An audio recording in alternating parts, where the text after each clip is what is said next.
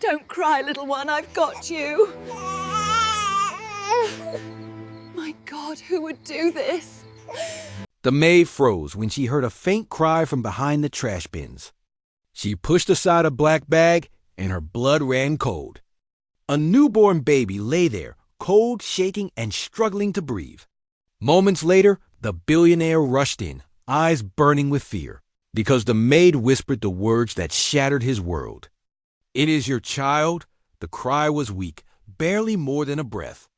It should have been drowned out by the hum of the mansion's generators or the distant music drifting from the ballroom, but somehow it pierced the stillness behind the service wing. Rosa, the maid, paused mid-step. She had worked in this mansion long enough to know every sound it carried, and this one did not belong. It was soft, trembling, desperate. Something inside her tightened as she followed the noise to the tall trash bins near the back wall. She lifted a torn black bag, the plastic cold and damp against her fingers. A tiny hand pushed through the tier, shaking uncontrollably. Rosa's heart stopped. Wrapped in nothing but a thin towel lay a newborn baby, its skin pale, its lips trembling, its breath fading in uneven patterns. Shock surged through her, then fear, then instinct. She gathered the infant into her arms, cradling it against her chest to share whatever warmth she could offer. The air felt heavier than before, as if the mansion itself was hiding a terrible secret. Inside, the mansion glowed with gold and laughter. Adrian Wolfe, the billionaire who owned the estate, stood beside his fiancée, Serena Vale. Adrian was a man known for his quiet heart and steady spirit. His wealth had never hardened him. But tonight, his certainty about life, love, and trust was about to break open. Rosa rushed inside, her footsteps urging on the marble floor. People turned. Some gasped. Others froze.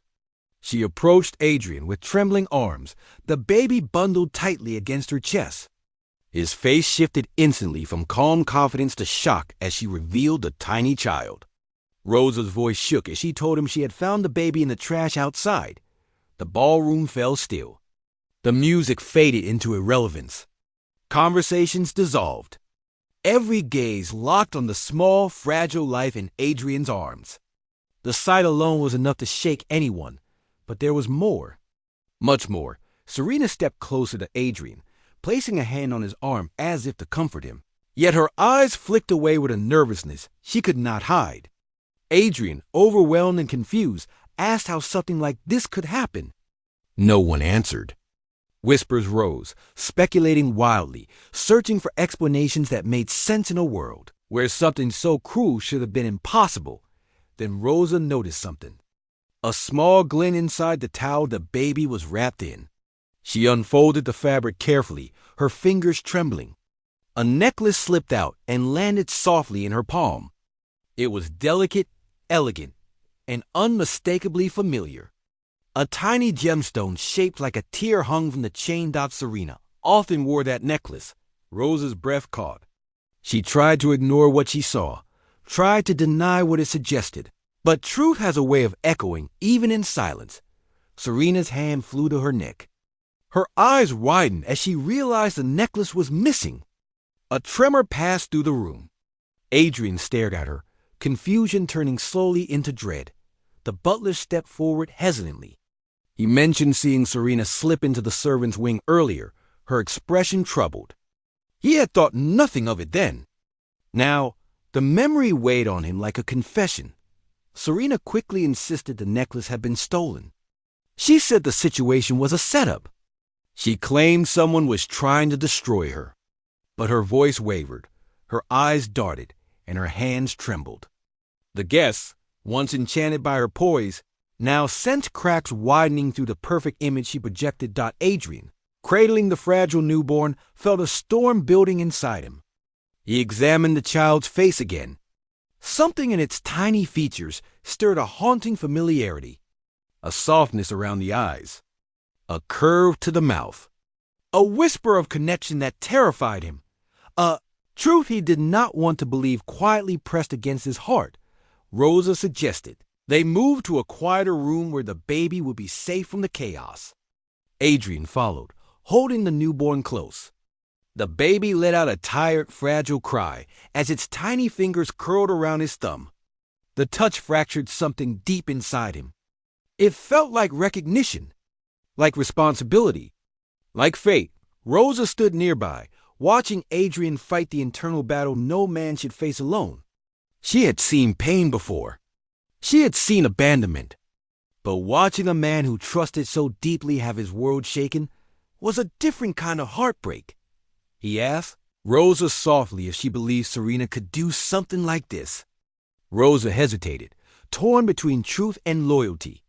Then she admitted she had seen how Serena treated those she considered beneath her, how she valued image over compassion.